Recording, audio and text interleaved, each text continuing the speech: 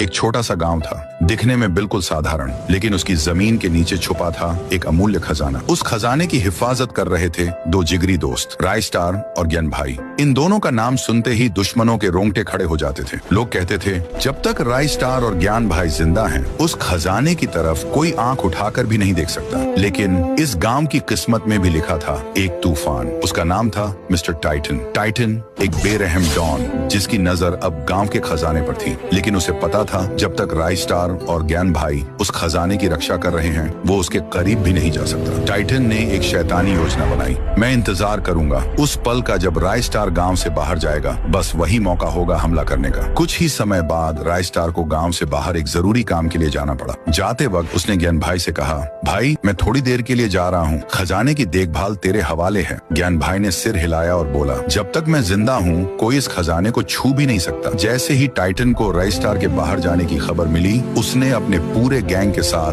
गांव पर धावा बोल दिया। रास्ते में जो आया, टाइटन ने उसे बेरहमी से मार गिराया। आखिरकार वो खजाने के सामने पहुंचा, लेकिन तभी ज्ञान भाई सामने आ गया। रुक जा टाइटन, मेरे रहते तू इस खजाने को हाथ नहीं लगा सकता। टाइटन गरजा, हट जा मेरे रास्ते से, वरना अंजाम बुरा होगा। ज्ञान भाई नहीं हटा। टाइटन ने अपनी बंदूक निकाली और गोली चला दी। ज्ञान भाई जमीन पर गिर पड़ा। टाइटन ने सारा खजाना उठवाया और अपनी गाड़ियों में भरवा लिया। कुछ ही देर बाद राय स्टार वापस गांव पहुंचा। चारों तरफ लाशें बिछी हुई थीं, जलते हुए घर, रोते हुए लोग, और तब उसकी नजर पड़ी ज्ञान भाई पर। ज्ञान भाई अंतिम सांसें ले रहा था। किसने किया ये सब? राय स्टार चीखा। ज्ञान भाई ने कांपते हुए हाथ से इशारा किया और बोला, वो टाइटन था। और ये कहते ही ज्ञान भाई ने आखिरी सांस ली। राय स्टार की आंखों में आंसू नहीं, आग थी। जिसने भी ये किया है, मैं यूज छोड़ूंगा नहीं।